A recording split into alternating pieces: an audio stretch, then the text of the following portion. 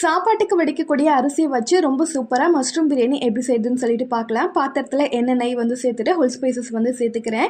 3 medium size வெங்காயம் cut பண்ணி சேர்த்துக்கிறேன். 2 பச்சை மிளகா உப்பு எல்லாம் சேர்த்து நல்லா வதக்கி விட்டுக்கலாம்.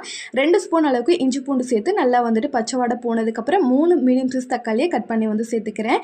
ஒரு கொத்து புதினா வந்து சேர்த்துக்கலாம். கொத்தமல்லி இருந்துச்சுன்னா நீங்கள் அதை கூட சேர்த்துக்கோங்க. 1 ஸ்பூன் வந்துட்டு மிளகாய் தூள் காரத்துக்கு தகுந்த மாதிரி, அதுக்கப்புறமா தயிர் எல்லாம் சேர்த்து மிக்ஸ் பண்ணதுக்கப்புறமா மஷ்ரூம் வந்து ஒரு பாக்ஸ் வந்து எடுத்திருக்கேன். அதை 2 கட் பண்ணி வந்து சேர்த்துட்டு சாப்பாட்டு அரிசிக்கு 1க்கு 2 தண்ணி வந்து வச்சுருக்கேன். உங்களுக்கு வந்துட்டு அரை மணி நேரம் ஊற வச்சு நீங்கள் வந்து சேர்த்துக்கோங்க. ரொம்ப சூப்பராகவே வரும். அரிசி சேர்த்ததுக்கப்புறம் பார்த்தீங்கன்னா லைட்டாக மிக்ஸ் பண்ணிவிட்டு லைட்டாக தட்டை போட்டு வந்து மூடிக்கலாம். சிம்மில் வச்சுட்டு ஒரு 10 நிமிஷத்துக்கு ஒரு வாட்டி ஓப்பன் பண்ணிக்கோங்க. தண்ணி இந்த மாதிரி ட்ரை ஆனதுக்கப்புறமா வாழை இலை வச்சு மூடிட்டு மேலே வெயிட்டுக்கு வச்சுட்டு அதுக்கப்புறம் ஒரு 10 நிமிஷத்துக்கு அப்புறம் ஓப்பன் பண்ணி பார்த்தீங்கன்னா சூப்பரான மஷ்ரூம் பிரியாணி ரொம்ப சூப்பராகவே ரெடி ஆகிடும். கண்டிப்பாக ட்ரை பண்ணி பாருங்கள். வீடியோ பிடிச்சிருந்தா கண்டிப்பாக லைக் பண்ணிவிட்டு சப்ஸ்கிரைப் பண்ணிக்கோங்க. பாய்.